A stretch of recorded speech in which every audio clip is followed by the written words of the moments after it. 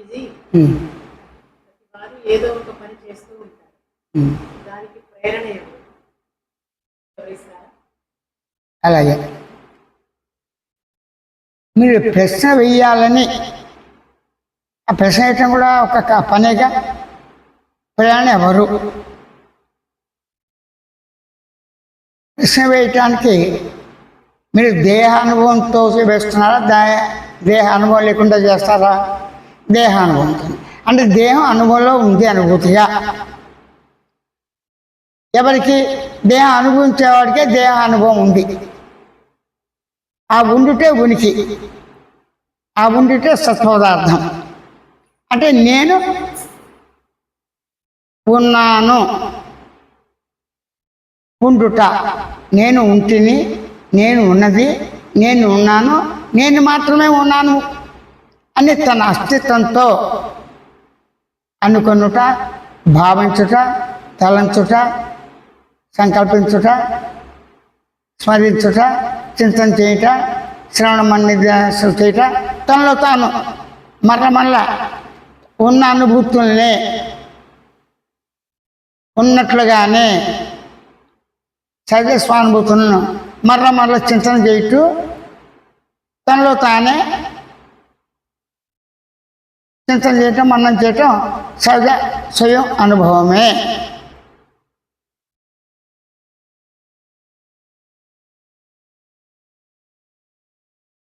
ఇప్పుడు దీనికి ప్రమాణం శాస్త్రాల వల్ల కర్మ ప్రేరణ జరుగుతుందని చెప్పడానికి అవసరం లేదు. కర్మ ప్రేరణ ఎవరు కలుగుతుంది? ప్రాణులకు మాత్రమే కర్మ ప్రేరణ కలుగుతుంది సహజంగా. జాగ్రత్తగా గమనించండి, అవగాహన చేసుకోండి. కేవలం ప్రాణులకే, ప్రాణులు అంటే జీవం ఉన్న వాళ్ళకే కర్మ ప్రేరణ జరుగుతుంది. ప్రతి వాళ్ళు సహజంగా 3 అవస్థల్లో ఉంటారు. ఈ 3 అవస్థలు దేహ సంబంధం కదా.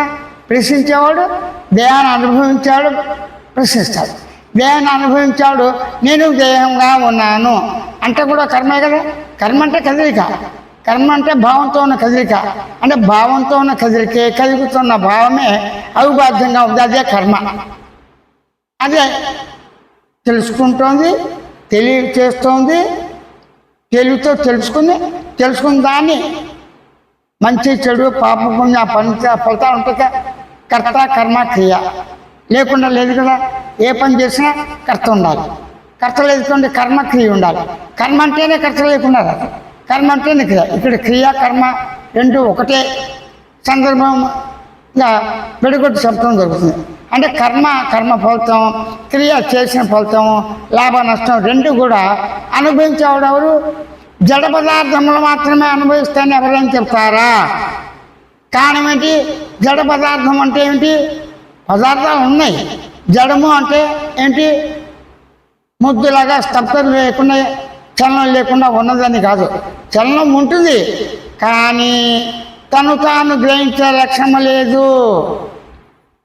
జడ పదార్థాలకి తనను తాను తెలుసుకునే లక్ష్యము, గుర్తించే లక్ష్యము, గమనించే లక్ష్యము, భావించే లక్షణము, ఆలోచించే లక్ష్యము, సంకల్పించే లక్ష్యము, చింతన చేసే లక్ష్యము, తలంచే లక్ష్యము, అనుకునే లక్ష్యము. మళ్ళా అనుకునే లక్ష్యములు లేవు అని తనకు తెలియదు. ఎవరికి తెలుస్తుంది? ప్రాణులకు తెలుస్తుంది. ఈ ప్రాణులు శాస్త్రజ్ఞానం చేత, శాస్త్రం యొక్క ప్రమాణాల చేత నిరూపించాల్సిన అవసరం లేదు. శాస్త్రజ్ఞానం మానవులకే కానీ జంతువులకు లేదుగా. అదే ప్రకృతికి శాస్త్రజ్ఞానం తెలియదుగా, అది జడ పదార్థమేగా. ప్రకృతి తన గ్రహించి నేను ప్రకృతిని పంచభూతాత్మక భూతత్వంగా ఉన్నాను, పంచభూతాలుగా ఉన్నటువంటి శరీరంగా ఉన్నాను, పంచభూతాలుగా ఉండి లయించిన కారణాన సూక్ష్మ రూపంగా, స్థూలాతి స్థూల రూపంగా, సూక్ష్మాతి సూక్ష్మ రూపంగా శరీరంగా ఉన్నాను. శరీరం భౌతికంగా కంటి కనబడుతున్న అది వ్యవహారజ్ఞానులే భౌతికంగా ఉన్నట్టునే పంచభూతాత్మక శరీరంగా ఉంది. ఈ భూతాలన్నీ కలిసి వాటికి అవే భూతములు అంటే కణములు, వాటికి అవే భావజాలంతో వాటికి అవే కలిసి ఓ ముద్దాకారంగా అయినప్పుడు శరీరంగాను ఓ కొండగాను గుట్టగాను చెట్లుగాను వృక్షాలుగాను పక్షుల యొక్క శరీరాలు గాను అంటే ప్రతి ఉపాధి అంటే శరీరం లేకుండా ఏ ప్రాణులు లేవు కదా. ప్రతి శరీరము కూడా అసంఖ్యాకంగా ఉన్నటువంటి అవిభాజ్యంగా ఉన్న పదార్థం అంటే భావ పదార్థంతో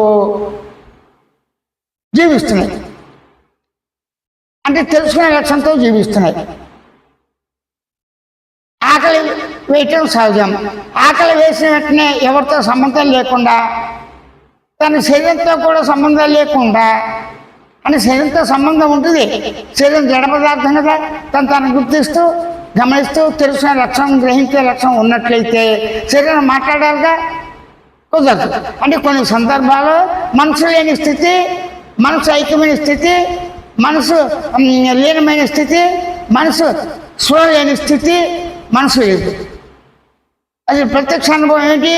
గాఢ నిద్ర అవస్థ, కళలు, మెలకువ. గాఢ నిద్రలో స్పృహం ఉండదు, ప్రాణం ఉంటుంది కానీ ప్రాణశక్తి ప్రాణాన్ని అనుభవించి సుఖ దుఃఖాలు అనుభవించేటువంటి లక్షణాలు జీవ లక్షణాలు. అది మంచి కావచ్చు, చెడు కావచ్చు, స్వప్నంలో కావచ్చు, మెలకులో కావచ్చు, గాఢ నిద్రలో కావచ్చు. గాఢ నిద్రలో మరి ఏది లేదు కదా, శబ్దం నిశ్శబ్దం లేదు కదా, మరి ఆ ప్రాణశక్తి ఉంది, ఊపిరి ఉంది కదా. ప్రాణశక్తి ఉంది అంటే ఊపిరి ఉంది, ఊపిరి ఆగిపోయినా ప్రాణశక్తి ఉంది. కోమలో ఉండేవాళ్ళు ఉంటారు కదా, ఆ ప్రాణశక్తి రాగద్వేషాలు ఉంటాయి కదా, గుర్తించి గమనించే లక్షణాలు ఉంటాయి కదా. ఈ లక్షణాలు ఉండాలి కదా. ఈ లక్షణాలు జంతువుకి మానవుడికి సమానమే కదా, దీనిలో వైరుధ్యం లేదు కదా. అప్పుడు పని చేసేవాడు పని ఎందుకు చేస్తున్నాడు? శరీరం ఉంది. శరీరం ఎందుకు ఉన్నది కాబట్టి. ఎందుకుంది? ఉన్నది కాబట్టే ఉన్నది అంటే దీనికి ఇంకా వెనక కారణాలు వెతకూడదు. మూలాలు ఎత్తుకపోతే ఈ శరీరాన్ని కారణం ఇంకో శరీరం కారణం అనవస్థ దోషం వస్తుంది, అంటే వాక్యం ముగింపు లేని దోషం వస్తుంది. దానివల్ల చర్చలో ప్రయోజనం ఏమైనా ఉందా? తర్కాల వల్ల ఉపయోగం లేదు. ఎందుకంటే ఇక్కడ శాస్త్ర జ్ఞానం కాబట్టి, కానీ ప్రమాణాల ప్రసక్తి కానీ అవసరము లేదు.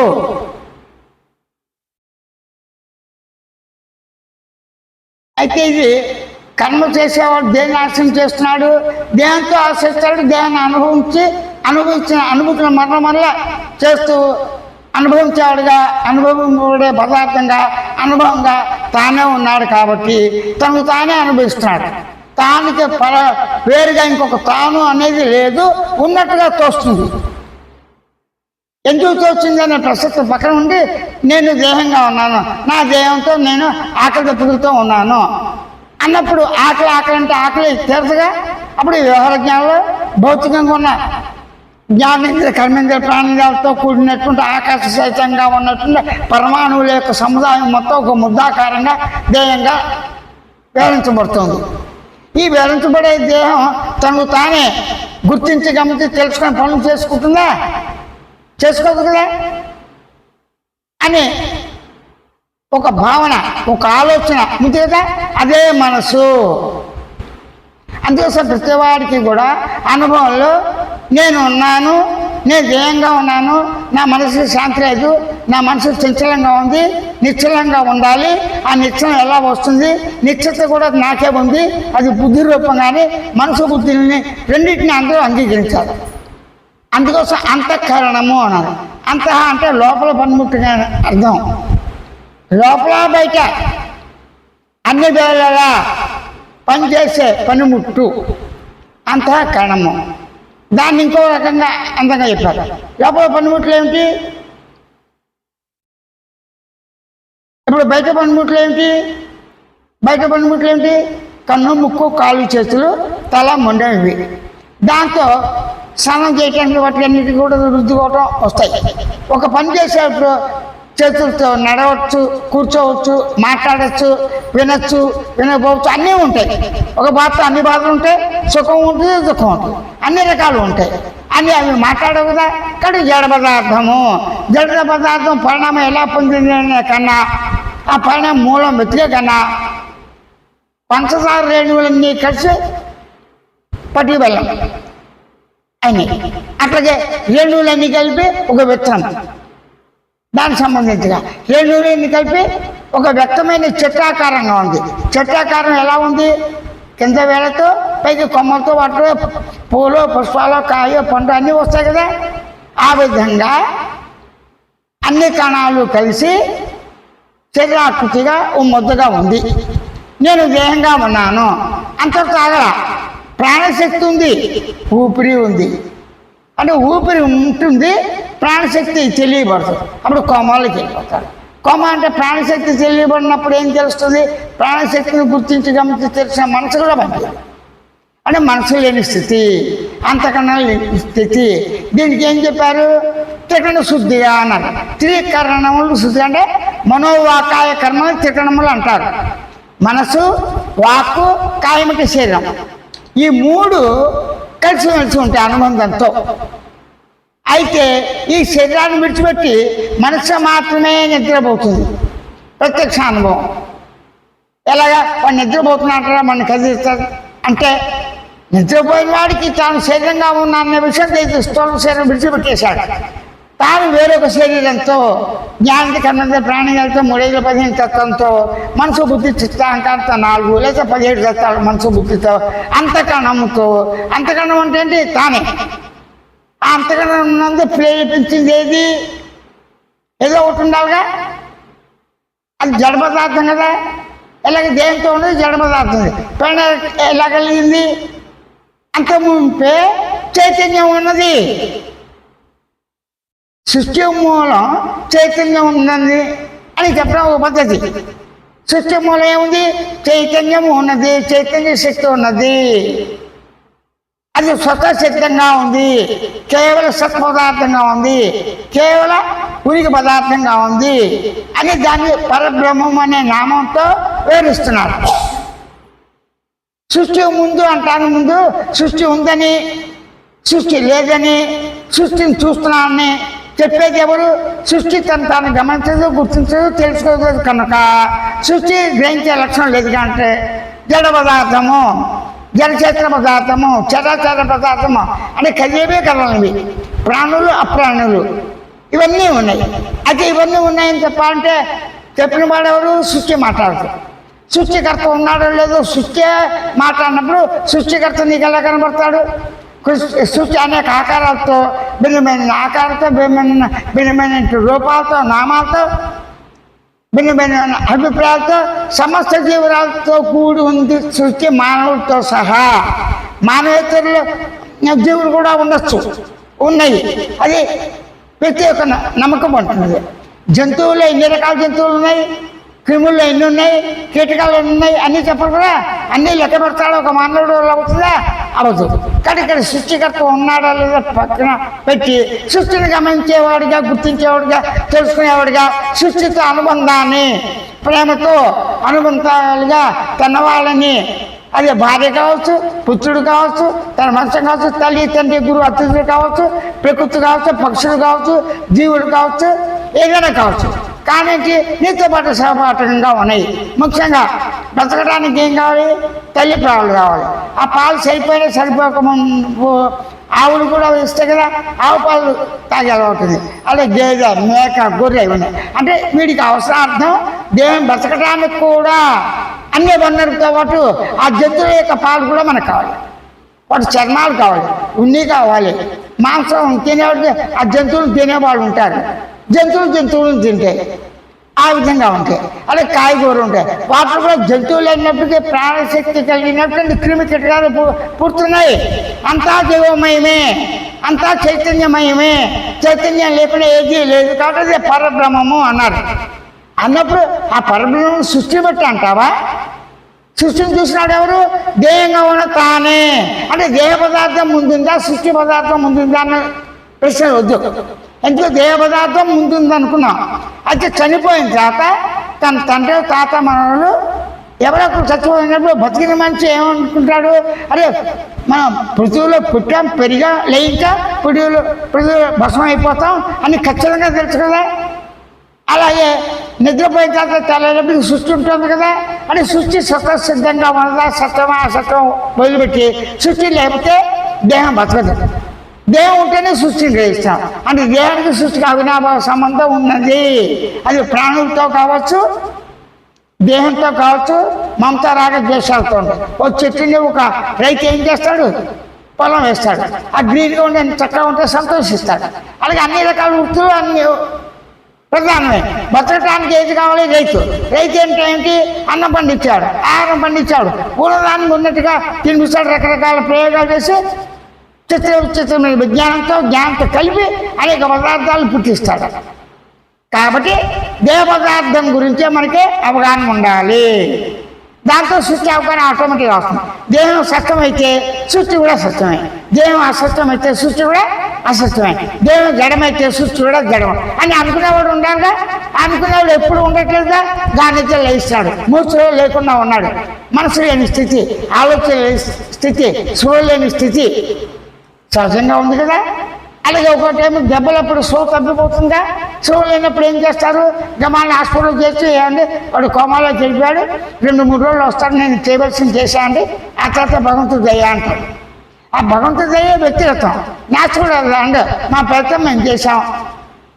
మేము డాక్టర్లే కానీ ప్రాణాన్ని పోయేదాన్ని ఆపలేము, ప్రాణాన్ని సృష్టించలేము అని కామైపోయారు. కాబట్టి ఇక్కడ ఏంటి? దేహ పదార్థాల్లో నేను ఉన్నది. నేను ఎలా ఉన్నది? సత్ పదార్థంగా ఉన్నది. సత్ పదార్థం ఎలా ఉంది? సహజంగా ఉంది, దాని కార్యకారణాలు లేవు. కాబట్టి సత్ అంటే ఉండుట, ఉనికిగా, అస్తిత్వంతో ఉండుట. అస్తిత్వంతో ఉండుట ఉనికి ఒకటైనా అనేకమా? ఉనికికి వేరుగా రెండో ఉనికి ఉండదు. ఉనికిగా ఉండటం ఉనికి సహజమే అని చెప్పి ఉనికి తను తాను గుర్తించదు, గమనించదు, తెలుసుకుందో అన్నప్పటికీ ఉనికి చైతన్యంతో ఉన్నది. ఉనికిలోంచి చైతన్యం ఉనికి విడగొట్టాలి కానీ కలపటానికి లేకుండా స్వరూపంతోనే ఉనికి చైతన్యంతోనే. అంటే ఉనికి అంటే సత్పదార్థము తన స్వభావమైనటువంటి చైతన్యంతోనే చిత్త పదార్థంగా, అంటే జ్ఞాన పదార్థంగా, తెలుసుకునే తెలివిగా, గుర్తించే జ్ఞాపక లక్షణంతో, భావించే భావ లక్షణంతో, శబ్ద లక్షణంతో ఉన్నది. అప్పుడు సత్తే చిత్తు, చిత్తే సత్తు కదా.